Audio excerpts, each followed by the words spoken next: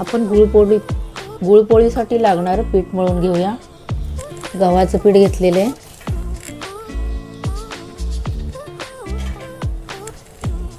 त्याच्यामध्ये मीठ घालूया।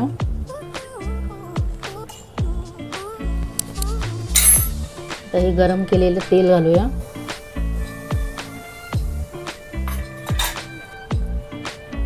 पीठ मिक्स करून घ्यायचं आणि आपण चपातीला पीठ मळतो त्यापेक्षा थोडंसं पीठ कडक मळायचं। हे तेल सगळं लावून घ्यायचं पिठाला। तुम्हाला मैदा पाहिजे असला तर थोडासा मैदा घालू शकता त्यात गव्हाच्या पिठामध्ये तुम्ही। त्याचा आपण घट्टसर असा गोळा मळून घेऊया। थोडंसं तेल लावूया वरून। आता हे आपलं पीठ मळून झालं आहे, एक 10 मिनिटं आपण मुरण्यासाठी ठेवूया। झाकण ठेवायचं। कणिक मळून झालेली आहे, आपण आता सारण तयार करूया। 1 वाटी तीळ घेतलेले,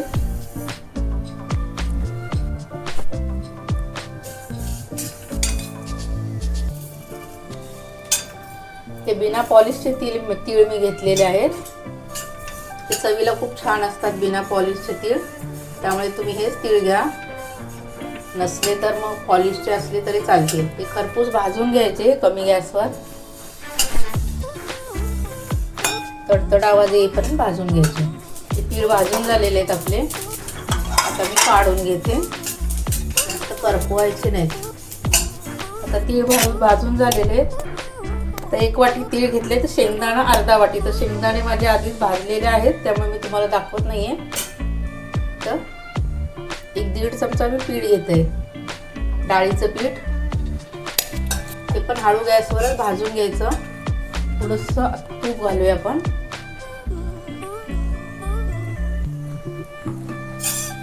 सुकं नुसतं भाजलं तरी चालेल, भाजलं तरी चालेल। बेसन पिठामुळे ना सारणाला एक बाइंडिंग येतं आणि सारण एक टेस्टी बनतं। कारण नुसतंच तिळाचं ना सारण नाही होऊ शकत, म्हणून आपण बेसन पीठ घालणार आहोत। तांबूस रंगावर आपण भाजून घेऊया। हे गाठी मोडून घ्यायच्या। वास सुटलाय बेसन पीठ। हे बेसन पीठ भाजून झालेले आहे। आता हे पण मी काढून घेते। अर्धा वाटी खोबरं सुद्धा ह्याच्यात घालू शकता, पण मी घालत नाही। तुम्हाला आवडत असलं तर तुम्ही खोबरं घाला। मला गुळपोळीमध्ये खोबरं आवडत नाही, म्हणून मी घातलेलं नाहीये। आता हे आपलं डाळीचं पीठ भाजून झालेलं आहे। हे तीळ आता थंड झालेले आहेत, भाजलेले तीळ। हे अर्धा वाटी मी शेंगदाणा घेतलेला आहे, आधीच भाजलेला होता, त्यामुळे मी तुम्हाला दाखवला नव्हता। आणि हे बेसन पीठ भाजलेलं आहे आणि हा गूळ। आता काय करायचं, आपण मिक्सरला एक मिक्सरचं भांडं घ्यायचं। त्याच्यामध्ये हे तीळ आणि हे शेंगदाणे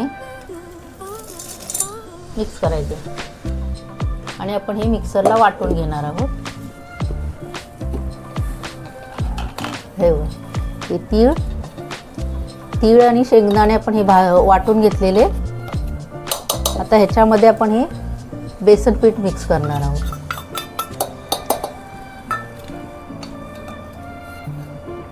हे बघा, हे मी पुन्हा एकदा हे मिक्सरला फिरवून घेतलेलं आहे। आता काय करायचं, एका ताटामध्ये हे सगळं काढून घ्यायचं।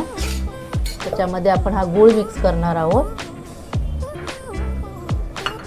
गूळ आपल्या आवडीप्रमाणे कमी जास्त तुम्ही करू शकता। तुम्हाला पोळी कितपत गोड आवडते त्याप्रमाणे। 1 वाटी तीळ घेतला असला तर तुम्ही 1 वाटी गूळ घ्या किंवा 1.5 वाटी गूळ घ्या, त्याप्रमाणे घेऊ शकता।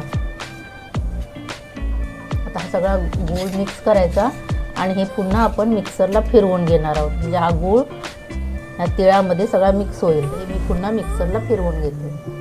आता हे गूळ आणि तीळ सगळं मिक्सरला मी फिरवून घेतलेलं आहे। थोडंसं आपण मीठ घालूया आणि थोडीशी जायफळ आणि वेलची पावडर घालूया।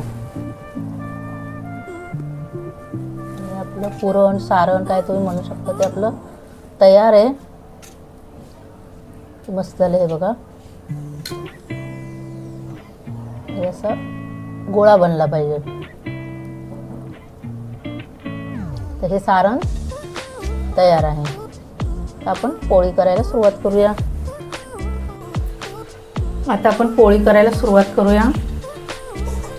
तेलाचा हात घेऊन पुन्हा आपण मळून घेऊया. एकसारखं करून घ्यायचं पीठ.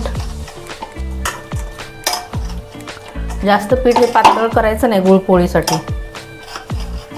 गुळाचं सारण आहे ना, त्यामुळं गुळ बाहेर येण्याची शक्यता असते, त्यामुळे हे पीठ आपण जास्त पातळ करायचं नसतं. एक छोटा गोळा घ्यायचा. अशी वाटी बनवायची. आपण मोदक करतो किंवा पुरणपोळी भरतो तसंच आपण ह्याचा पण उंडा बनवून घ्यायचा. आपल्याला किती मोठी लहान पोळी करायची त्याप्रमाणे तेवढा उंडा ठेवायचा. दाबून दाबून सारण भरून घ्यायचं.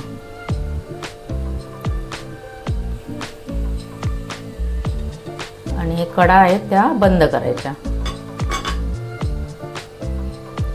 एक्स्ट्राचं पीठ हे काढून घ्यायचं.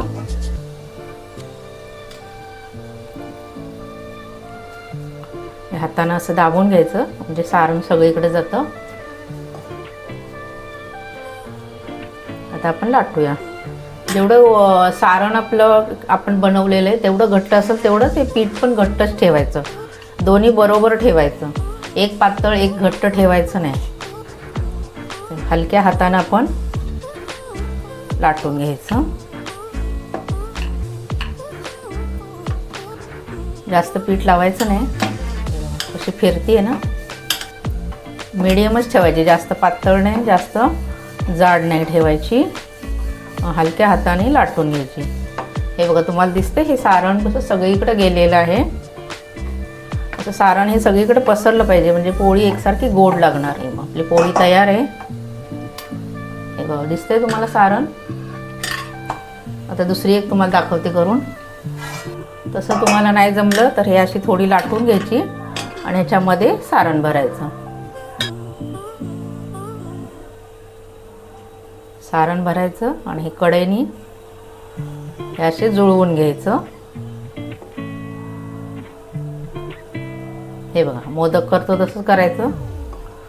एक्स्ट्राचं पीठ काढायचं आणि मध्ये थोडंसं जाड ठेवायचं म्हणजे फाटत नाही पोळी. आपण सारणामध्ये पीठ घातले ना, त्यामुळे खुसखुशीत डाळीचं पीठ घातलेलं आहे, त्यामुळे ह्या पोळ्या खुसखुशीत होणार. ह्या लहान मुलांना गोड आवडतं त्यामुळे ह्या पोळ्या तुम्ही त्यांना डब्यात देऊ शकता. आदल्या दिवशी सारण करून ठेवायचं आणि पटकन करता येतात. कुरकुरीत आणि खुसखुशीत ह्या पोळ्या छान लागतात. हे बघा सारण कसं सगळीकडे पसरलेलं आहे. आता आपण भाजून घेऊया. तवा गरम झालेला, जास्त कडक तवा करायचा नाही. थोडंसं आपण तेल घालूया.